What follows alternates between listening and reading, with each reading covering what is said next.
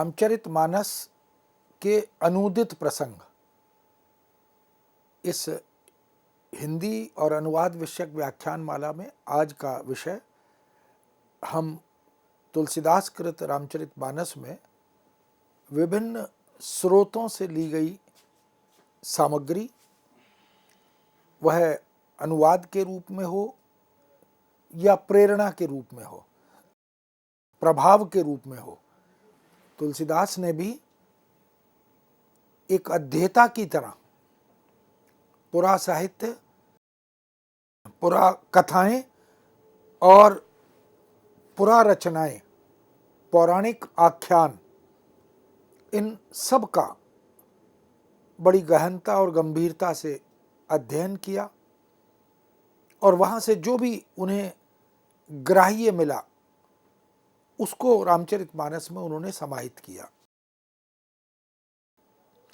यूँ तुलसीदास कृत रामचरितमानस तुलसीदास के बाद के अनेक कवियों का प्रेरक ग्रंथ बना, वो चाहे काव्यात्मक हो, प्रबंध हो, मुक्तक हो या औपन्यासिक रचनाएं हो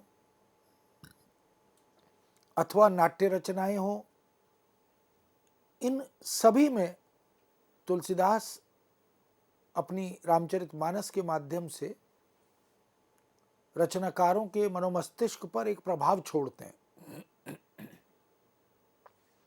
सभी रचनाकार मानस को आद्योपांत अध्ययन करके उससे कतिपय प्रसंगों को लेकर, घटनाक्रमों को लेकर, पात्रों या चरित्रों को लेकर अपनी छोटी बड़ी रचनाओं का सृजन करते हैं। किंतु महत्वपूर्ण यह है कि रामचरितमानस लिखते समय तुलसीदास अनेक ग्रंथों से प्रभावित हुए। तुलसीदास संत भी हैं, कवि भी हैं, समन्वय करने वाले समाज के अध्येता भी हैं। उन्होंने रामचरितमानस के माध्यम से जो आदर्श स्थापित किए, जिन आदर्श चरित्रों की प्रतिष्ठा की, उनका पुनराख्यान किया, उसमें उन्हें संस्कृत के या अन्य भाषाओं के कई ग्रंथों ने प्रभावित किया। हम अध्यात्म रामायण की बात करें, आनंद रामायण की बात करें, कंब रामायण की बात करें या और इसी तरह वाल्मीकि रामायण की बात करें, संस्कृत युग में लिखे गए राम कथा या राम आख्यान मूलक ग्रंथों में बहुत से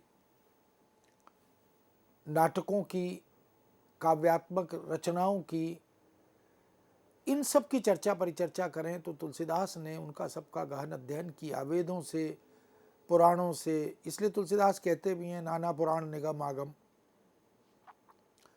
तो जहाँ जहाँ राम का उल्लेख है, राम के चारित्रिक वैशिष्ट्य का उद्घाटन है, तुलसीदास ने उसको रामचरितमानस में समाहित किया है।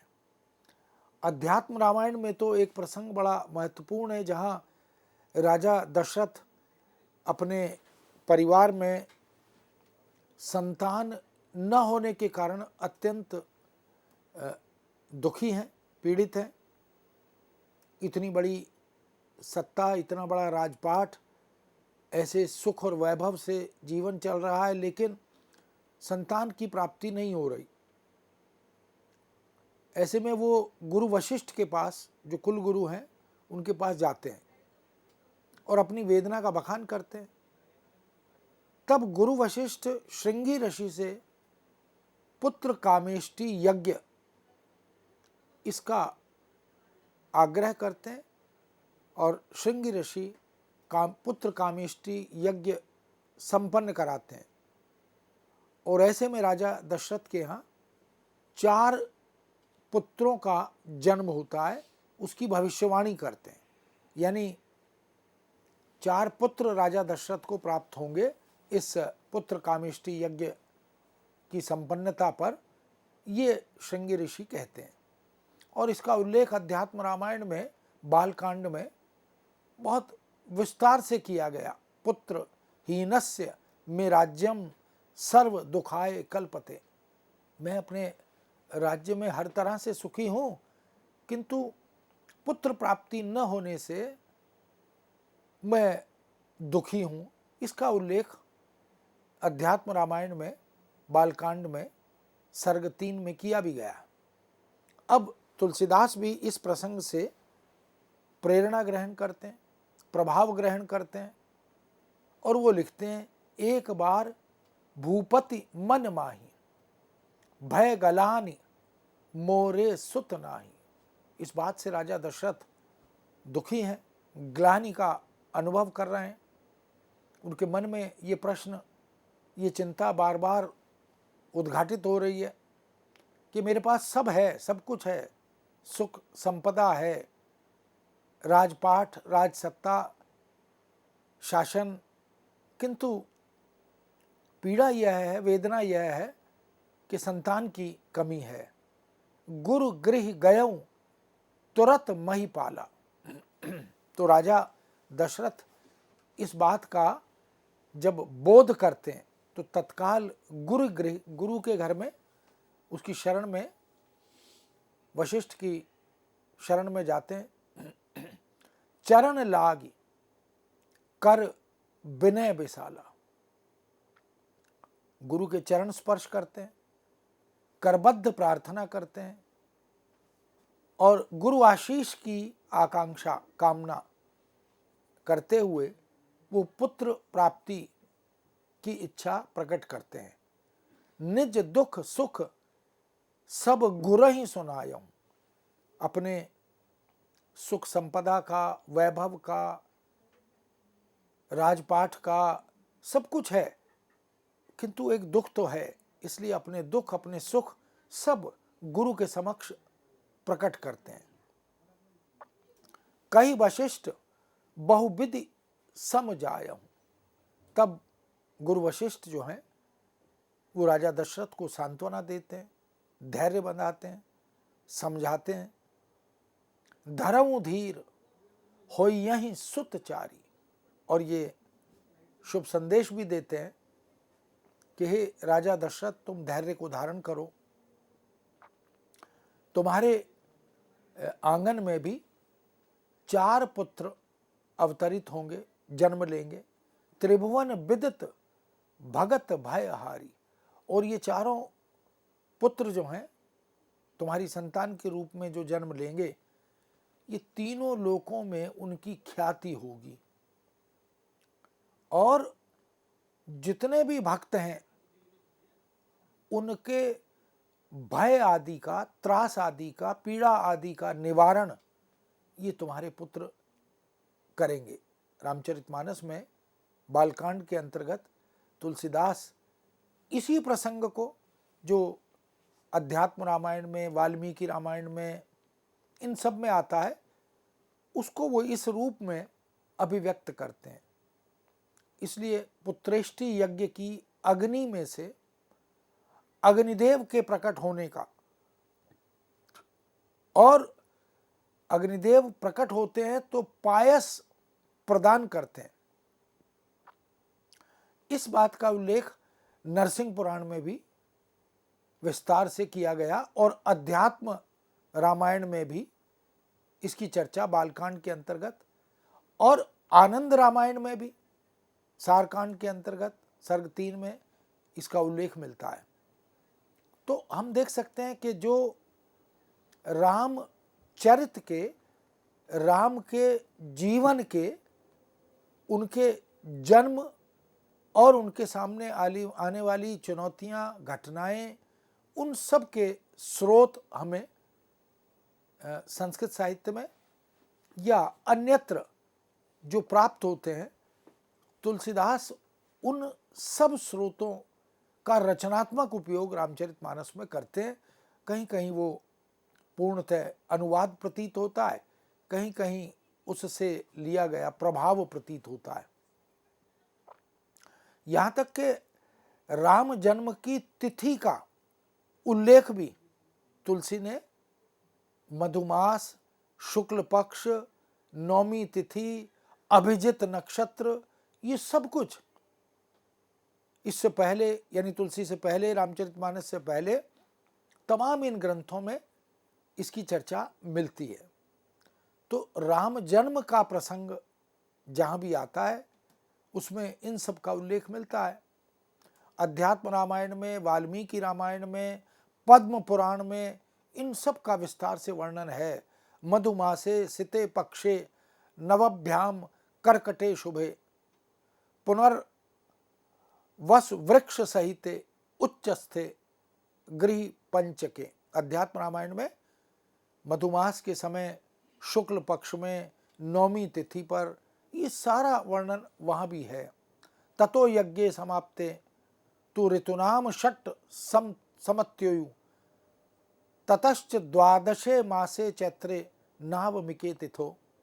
नौमी तिथि, मधुमास की बेला, पुनीत अवसर, शुक्ल पक्ष यानी शुक्ल पक्ष, अभिजित हरिप्रीत, अभिजित नक्षत्र, ये भगवान राम के, आराध्य राम के जन्म का जो परिवेश है, जो स्थिति है, उन सब का वर्णन रामचरितमानस में भी, बालकांड में वाल्मीकि से या अन्य स्रोत ग्रंथों से लिया गया।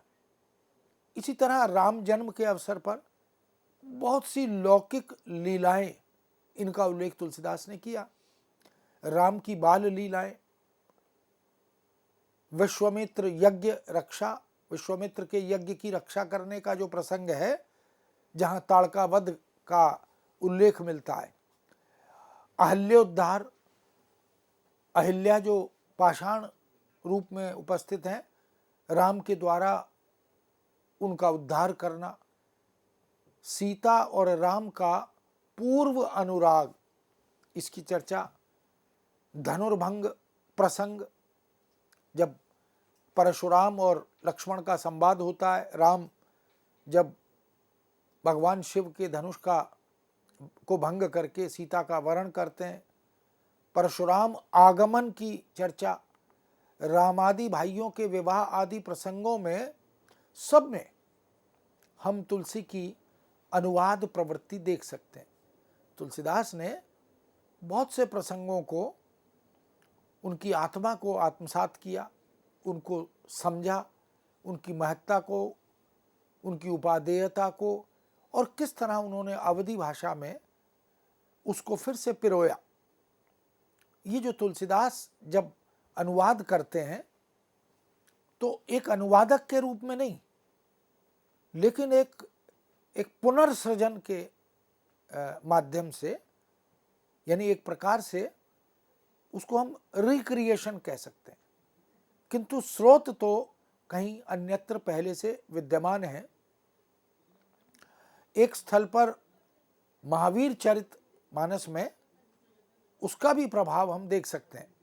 प्रचंड एव पिंडता मुकदम और वीरोह रस धरि मुनि तनु जन वीर रस आयऊ जह सब भूप। ये मानस में परशुराम आगमन पर धरि मुनि तनु जनु वीर रस आयहु जह सब भूप। इस तरह से धनुर्भंग प्रसंग का उल्लेख, रामचरितमानस का आधार स्रोत हनुमान नाटक दिखाई देता है। हनुमान नाटक भी राम कथा, राम आख्यान विषयक एक बड़ी महत्वपूर्ण रचना है, नाट्य की दृष्टि से, नाटक की दृष्टि से। लेकिन हनुमान नाटक के माध्यम से राम के चरित्र का आख्यान, उसका उल्लेख, उसका वर्णन। पृथ्वी स्थिरा भव भुजंगम धार्ये नाम त्वम कूर्मराज तदिद्वम द्वितयम ददोथता धिक्कुंजरा कुरुत तत्रीये दधीशाम रामः करोतु हर कार्म कमात अंजम। ये जो हनुमान नाटक का अंक 1 का जो श्लोक है, इसको तुलसीदास ने बालकांड में, रामचरितमानस के बालकांड में बड़ी खूबी से, बड़ी सफाई से वर्णन किया और ऐसा लगता है कि 100% उसी का प्रभाव ग्रहण करके वो उसे अवधी भाषा में प्रस्तुत करते हैं। दिसि कुंजरहूँ कमठ अहि कोला, धरऊँ धरन धरि धीर न डोला, राम चयऊँ शंकर धनु तोरा, होऊँ सजग सुनि आयसु मोरा। राम शंकर के, भगवान शिव के धनुष को तोड़ने की स्थिति में हैं, तो उसका उल्लेख तुलसीदास ने किया। इस तरह शिवचरित वर्णन में भी कालिदास कृत कुमार संभव का सुभाषित रत्न भंडार उसका, और ब्रह्म वैवर्त पुराण, वामन पुराण, स्कंद पुराण, पद्म पुराण, ये जितने भी पुरा ग्रंथ हैं, पौराणिक ग्रंथ हैं, इनका अगर हम तुलसीदास की मानस में भाव साम्य देखें तो तुलना करने पर स्पष्ट रूप से हमें दिखाई देता है। वास्तव में अगर हम तुलसीदास की रामचरितमानस के स्रोतों का वर्णन करें, विवेचन करें, विश्लेषण करें और तुलना करके देखें तो अनेक प्रसंग हमें रामचरितमानस में ऐसे मिलते हैं जो ऐसा प्रतीत होता है कि तुलसीदास उन प्रसंगों से, उनके अध्ययन से अत्यंत प्रभावित है और वो उन्हें मानस में यथावत लाना भी चाहते हैं। मदन अंध व्याकुल सब लोका, निस दिन नहीं अब लोक ही कोका। रामचरितमानस में बालकांड में अब जो सुभाषित है, जो सूक्तियां हैं, जो संस्कृत साहित्य में आगार है उनका, भंडार है उनका, उस सुभाषित रत्न भांडागार से दिवा पश्यति नोलेकु काको नक्तम न पश्यति, अपूर्व कोपी कारमानंदो विद्यवा नक्तम न पश्यति। रामावतार के कारण और उनके कारणों से जुड़ी जो जय विजय कथा है, यानी राम का जब अवतार होता है और उनके अवतार के समय जय और विजय की कथाओं का, विजय गाथाओं का जो उल्लेख मिलता है, नारद श्राप कथा, स्वयंभुव मनु और शतरूपा कथा, प्रताप भानु की कथा, जलंधर दैत्य की कथा, ये न जाने कितनी कथाएं हमें इस रूप में मिलती हैं। तुलसीदास ने उन सब का रचनात्मक उपयोग किया है। हम पद्म पुराण को देखें, स्कंद पुराण को देखें, शिव महापुराण को देखें, आनंद रामायण को देखें, इन सब में जो पौराणिक ग्रंथों के स्रोत जिनका उपयोग किया गया, मूल कृति के रूप में उन्हें देखा जा सकता है। यानी वो सब मूल ग्रंथ तुलसीदास को रामचरितमानस के लेखन से पूर्व प्रेरित करते हैं, प्रभावित करते हैं। रामचरितमानस में अनुवाद की यह प्रवृत्ति लगभग प्रत्येक कांड में, 7 कांडों में संवादों के अंतर्गत विशेष रूप से देखने को मिलती है।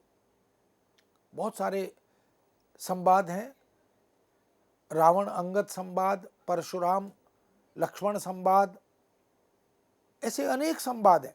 उन सब में ये जो स्रोत सामग्री है, स्रोत ग्रंथ हैं, उनसे तुलसीदास न जाने कहाँ कहाँ से उन प्रसंगों को चुनते हैं और उनका बहुत ही सुंदर ढंग से, सृजनात्मक ढंग से वर्णन अवधी भाषा में करते हैं। विशेष रूप से परशुराम राम लक्ष्मण संवाद, विश्वामित्र दशरथ संवाद, पार्वती सप्त ऋषि संवाद, शंकर सुर संवाद, इन सब में यह प्रभाव स्पष्ट रूप से दिखाई देता है।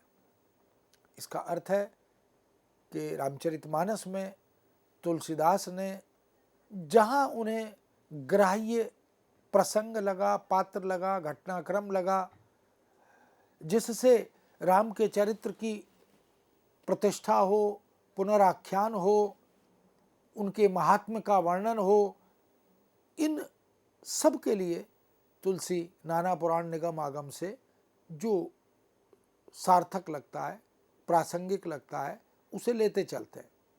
रामचरितमानस के वर्णन प्रसंगों में भी तुलसी का अनुवादक रूप, तुलसी मूलतः कवि हैं। विनय पत्रिका को देख लें, रामचरितमानस को देख लें, कवितावली को देख लें, गीतावली को देख लें, हनुमान बाहुक को देख लें, जानकी मंगल को देख लें, या हनुमान चालीसा आदि को देख लें। लेकिन इन सभी में जहाँ कहीं भी तुलसीदास को भारतीय भक्ति परंपरा, ज्ञान परंपरा, दर्शन परंपरा, अध्यात्म परंपरा, जहाँ कहीं भी उन्हें महत्वपूर्ण प्रतीत होती है, उसका वो अपनी रचना में अनुवाद करते हुए समावेश करते चलते हैं। वास्तव में एक अनुवादक रूप उनका हमेशा जागरूक रहता है। हर कवि के, रचनाकार के मनोमस्तिष्क में एक अनुवादक होता है। वो कितना ही मौलिक ग्रंथ का सृजन करे, नाटक, उपन्यास, कहानी आदि, लेकिन जैसा कि पाश्चात्य काव्य शास्त्र में अनुकरण के विषय में अरस्तु ने, इससे पहले प्लेटो ने जिस तरह की बात की है, सच तो यह है कि मौलिक तो दुनिया में कुछ भी नहीं है। सब कुछ एक प्रकार से प्रभावग्राही दिखाई देता है, अनुकरण दिखाई देता है, और अनुकरण में अनुवाद की वृत्ति तो होती है। शिव पार्वती प्रसंग को देख लें, सीता राम के विवाह के प्रसंग को देख लें, संतानोदय प्रसंग को देख लें, यज्ञ और तपस्या के वर्णन के घटनाक्रम को, चित्रण को देख लें। रूप चित्रण तक में तुलसी ने पूर्व ग्रंथों का स्रोत चुना, यानी पूर्व ग्रंथों को स्रोत बनाया, और वो सगर्व ये बात स्वीकार भी करते हैं कि भाई एक अच्छे रचनाकार, एक अच्छे साहित्यकार का ये धर्म है, एक अच्छे कवि का ये धर्म है कि वह जब रचना की संरचना बुनता है, उसका सृजन करता है, तो उसमें कहते हैं ना कि सार सार गही लई थोथा दियो उड़ाए। तो जो कुछ जहाँ से ग्राह्य था, प्रेरक था, मार्गदर्शक था, मूल्य की व्याख्या करने वाला था, उन सब को तुलसीदास अपनी रचना में समाहित करते हैं, उनका वर्णन करते हैं। शुशुभे च तदा रामः कामोरत्येव मांडे, यत्र स्वर्णमयी स्तंभः सीधे सौधे सौधे निरूपिता, तेषु तत्प्रतिबिंबेन सजीवा इव वै गुहा। ये सत्योपाख्यान का उत्तरार्ध पक्ष है। अब सत्य के आख्यान की ये रचना, इसके अतिरिक्त देश वर्णन, वातावरण चित्रण, आध्यात्मिक सिद्धांतों की विवेचना, सभी में तुलसीदास अनुवाद की प्रवृत्ति को आत्मसात करते हैं और उन्हें पुनर्अभिव्यक्ति के लिए उपयुक्त जो घटनाक्रम, जो प्रसंग, जो चरित्र मिलते हैं, उनको वो अपनी रचना में समाहित करते चलते हैं। भागवत पुराण का अनुवाद स्पष्ट रूप से तुलसी में देखा जा सकता है। आत्मा रामश्च मनुष्यो निर्ग्रंथा अप्युरक्रमे। अब ये जो प्रसंग है, सकल कामना हीन जे राम भगत रस लीन, नाम सुप्रेम पीयूष हद तिनों की है मन मीन। ये जो चेतना है, ये जो वृत्ति है तुलसीदास की, यही उन्हें एक मौलिक रचनाकार के रूप में, एक मौलिक सृजक के रूप में स्थापित करती है। वो आत्मा से उन प्रसंगों को आत्मसात करते हुए, ग्रहण करते हुए, प्रेरित होते हुए आगे बढ़ते हैं और मानस की वर्ण वस्तु को, उसमें जो कुछ घटनाक्रम है, चरित्र के, राम के चरित्र के अनेक प्रसंग हैं, उन सबको, और सबसे महत्वपूर्ण है वर्ण शैली। उसमें भी स्रोत ग्रंथों के आधार पर तुलसीदास उन चरित्रों के, उन घटनाक्रमों के वर्णन की शैली को भी यथारूप रखने का प्रयत्न करते हैं। संपूर्ण पुराण साहित्य की शैली संवादात्मक ही है। इसीलिए मानस में, रामचरितमानस के जो संवाद हैं, जो बाद में न जाने कितनी रामलीलाओं के प्रेरक बने, रामलीला का जो मंचन होता रहा, अभी भी होता है उनमें, और केशवदास ने तो तुलसीदास का अनुकरण किया, लेकिन तुलसीदास ने अपने से पहले के अग्रज रचनाकारों और उनकी रचनाओं का रचनात्मक उपयोग किया। इसलिए मित्रों, वक्ता श्रोता संबंध की व्यवस्था तुलसीदास रामचरितमानस में करते हैं, और यह पुराण साहित्य से वो ग्रहण भी करते हैं। ये एक महत्वपूर्ण प्रसंग रामचरितमानस के अंतर्गत बन जाता है। इस विषय को यहाँ विराम देते हैं, पुनः आपके समक्ष उपस्थित होंगे। आज्ञा दीजिए, नमस्कार।